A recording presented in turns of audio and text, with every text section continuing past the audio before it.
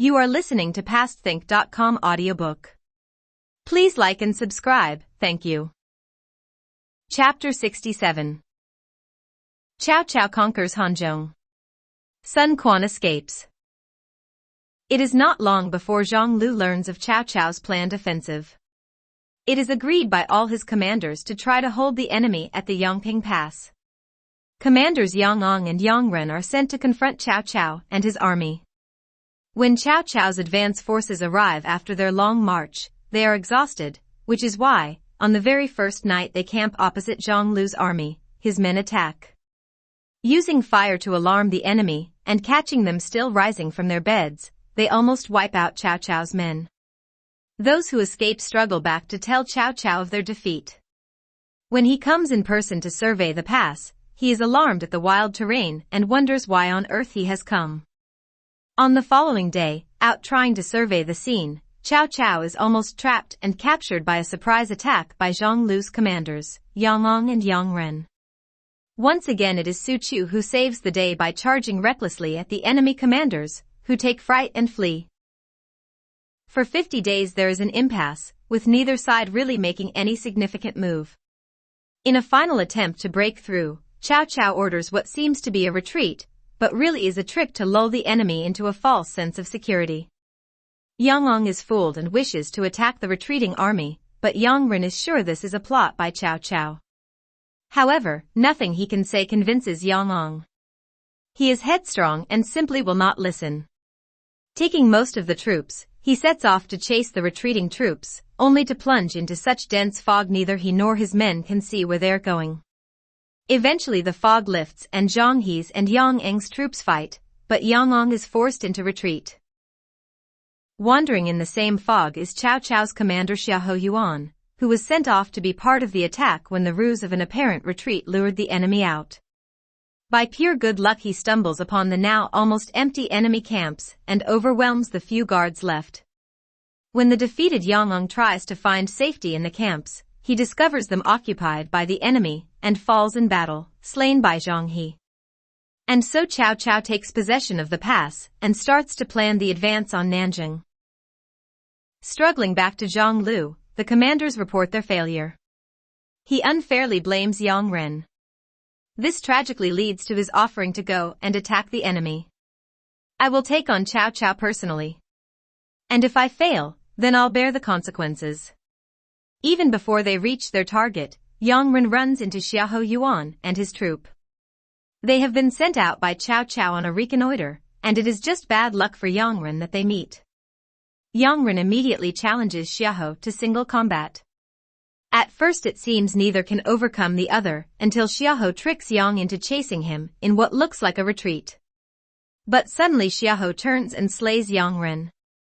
Yang Ren's men flee back to their base. Encouraged by this, Cao Cao advances on Nanjing, the gateway to the capital. Here, his way is blocked by a foe he has encountered before, at the Battle of the Wei Bridge. When in despair Zhang Lu asks who can stop Cao Cao's advance, he is told to use Pang De. Summoning him, he gives him 10,000 men and offers huge rewards if he can break Cao Cao's advance. So it is that when Cao Cao and his men arrive before Nanjing, they find Pang De shouting defiance. Cao Cao warns his men that Pang De is a formidable opponent. This doesn't stop all the main heroes trying their luck in single combat. But he remains unconquered, and they die. It becomes Cao Cao's greatest desire to get Pang De to defect to him, and when he discusses this with his officers, the name of that ambitious, greedy man Yang Song comes up. Give him gold and silk on the sly and he'll spread rumors about the loyalty of Pang De, says Jiasu. When Pang De comes out to attack tomorrow, run away and abandon the camp. Let Pang De take it, but then counterattack, he won't expect that. When he flees back to the city, have a spy slip in behind him, as if he is one of Pang De's own men. The plan is that this spy will bribe Yang Song. The chosen soldier puts on a golden breastplate, and then covers it with ordinary armor, as if he were one of Pang De's men. Sure enough, the plan works and Pang De, having first captured the camp, is then forced to run back to the safety of the city. As Pang De enters the city, the spy slides in behind him, and makes his way to Yang Song's house. Here, he gives the traitor the gold breastplate, and a letter proposing that when the time is right Yang Song should have the gates thrown open, and let the enemy in. Yang Song agrees and starts to spread rumors that Pang De has lost control of the enemy camp, because he has been bribed by Cao Cao. Summoning Pang De, Zhang Lu rails at him, and would have him executed there, and then but for others interceding on his behalf. Deeply offended, upset and angry, Pang De withdraws to his own quarters. The next day Su Chu challenges Pang De and, at a crucial moment, turns and flees, leading Pang De on. Just as Pang De is thinking that he might even manage to capture Cao Cao, his horse plunges into a pit, and horse and rider are captured. When he is brought before Cao Cao, he is treated with the utmost respect, and when asked if he will surrender, he thinks back to Zhang Lu's anger with him, his false accusations, and how near he came to being executed. It doesn't take him long to decide to accept Cao Cao's offer. And just to make sure Zhang Lu really does believe that Pang De betrayed him earlier, Cao Cao rides with Pang De in front of the city walls to show Zhang Lu how hopeless his cause now is.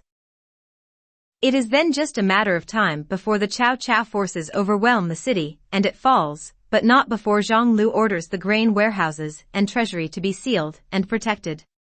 His reasoning is that these are the property of the Han dynasty, and its people, and not his own. Then he and his family, accompanied by Yang Song, flee to Guanzhong. Cao Cao is impressed by the honor of the man when he discovers the warehouses protected. He sends a message to Guanzhong asking Zhang Lu to surrender. He wants to, but his brother resists. Yang Song sends a message to say that if Cao Cao attacks, he will help him secure the city. Fooling Zhang Lu into going out of the city to attack Cao Cao's troops, Yang Song refuses him re-entry when he retreats from the battlefield, and there outside the city Zhang Lu has no option but to surrender to Cao Cao. He is received with great praise and honor. As a consequence, the whole of the Guanzhong area is now in Cao Cao's hands, and all who have surrendered have been given new posts. But not the traitor Yang Song. Cao Cao has him publicly executed. As a poet wrote, "Spoiler of good men, traitor to his lord. Greedy gatherer of gold and silver, to what end? An inglorious house, his death forlorn." From this day on, Yang Song's an object of scorn. When news reaches Xuanda in the west of Shu, he is convinced that Cao Cao will come for him next. Frankly, he is really frightened. However, as usual, Kong Ming has a plan. Cao has an army at Hefei for fear of attack by Sun Quan. Well, if we give Sun back the half of the Jingzhou territory, that might encourage Wu to attack Hefei, and that would draw Cao Cao away. When the proposal is sent to Sun Quan, he accepts, even though some of his advisors are skeptical, to say the least.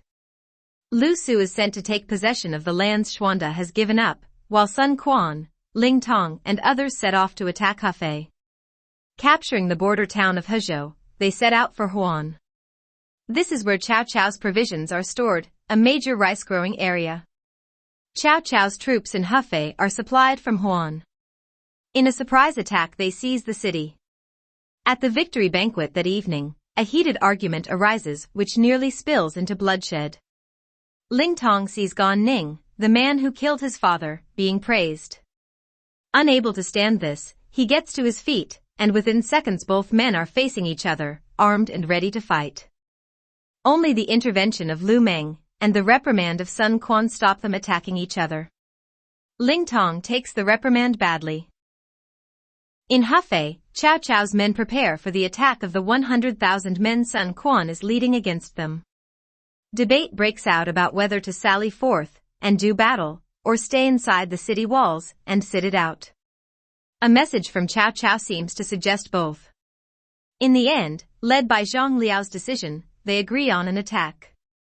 A key to this is that they should destroy the Xiaoshe bridge. The initial attack by Sun Quan's men is successful, but then, before he knows quite what is happening, Sun Quan is being attacked by Zhang Liao. Ling Tong is with him, but has only about 300 riders, and is unable to withstand Zhang Liao's assault. "My lord, cross the Xiaoshe bridge as fast as you can." Ling Tong shouts to Sun Quan, as 2,000 of the enemy cavalry bear down upon them. Sun Quan rides hell for leather to the bridge, only to find the far end already destroyed. He hesitates. One of his men sees his fear and shouts, "Ride back and then charge forward and leap over the gap, my lord." Riding back 30 paces, Sun Quan turns, urges his horse on and gallops towards the bridge. At the crucial moment the horse takes off and flies through the air, landing safely on the far bank. Ling Tong loses all of his 300 men but survives. Yet all over the battlefield the slaughter is terrible. So much so that the name of Zhang Liao is used for many years afterwards to frighten naughty children in Wu.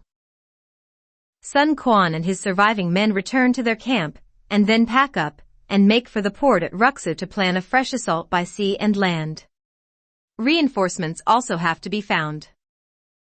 Meanwhile, Zhang Liao, deeply concerned about a fresh attack, writes to Cao Cao asking for help. Cao Cao has to decide whether to press on and take Western Shu or go south and defend Hefei, and then take Wu. His advisors strongly recommend going to Hefei to assist Zhang Liao, and then attack Wu. They feel that Western Shu is too strongly defended at this time. So Cao Cao summons all his troops and marches towards Ruxu to confront Sun Quan. Will he succeed this time? Let's find out.